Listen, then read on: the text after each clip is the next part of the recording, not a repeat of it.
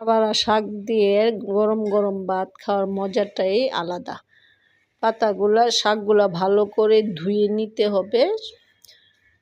লাড়াবাড়া শাক বিভিন্ন আইটেমের দিতে পারেন। নোন্তি শাক, মলচা শাক, এলচা শাক, কলমি শাক, লাল শাক, পুঁই শাক, আপনাদের ইচ্ছা ৬-৭ আইটেমের দিতে পারেন। লাড়াবাড়া শাকে পেঁয়াজ, রসুন, কাঁচামরিচ ও বরমাহজের পাতা দিতে হবে। ছোটবেলা আমার মা আমাদেরকে এভাবে লাড়াবাড়া শাক করে খাওয়াতেন।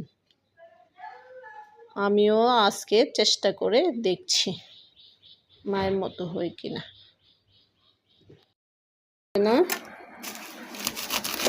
একদম মোটা মোটা করে কাটলেই হবে।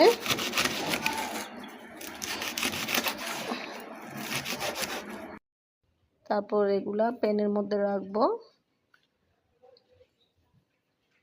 পেঁয়াজ কুচি, রসুন কুচি ও কাঁচামরিচ শিল দিয়ে ভালো করে ছেঁচে নিব। আপনারা পাটা তো বাটতে পারেন। আমি রুটি বানানোর পিল মধ্যেই ছেঁচে নিলাম। একটু ভালোভাবে ছেঁচে নেবেন। অনেক 3টা আইটেমে অনেক সুন্দর একটা গ্রান বের হচ্ছে।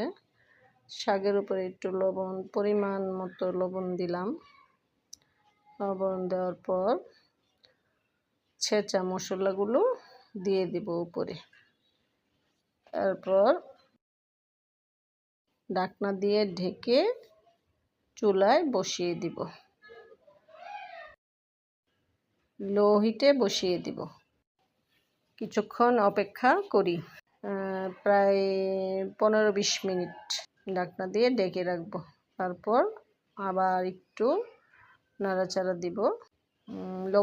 লবণটা দেখতে পারেন, যারা একটু বেশি লবণ খান আর একটু লবণ দিতে পারেন। ভালোভাবে কাঠি দিয়ে একদম ছেঁচা করে দিতে হবে। ইচ্ছে মতো ছেঁচতে হবে, যাতে পেঁয়াজ আর শাক একসাথে মিশে। আবার 5 মিনিট পর বা 7-8 মিনিট পর নাড়া দিয়ে তারপরে নামিয়ে ফেলবেন।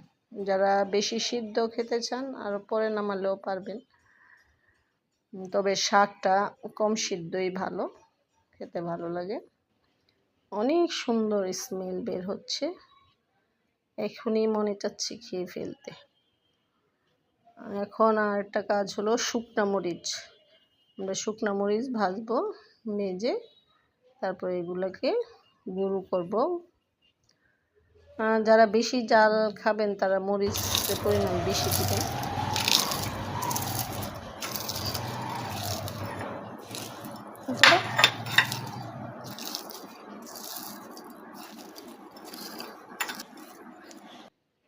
তারপরে মরিচের গুঁড়াগুলা উপরে ছিটিয়ে দিবেন।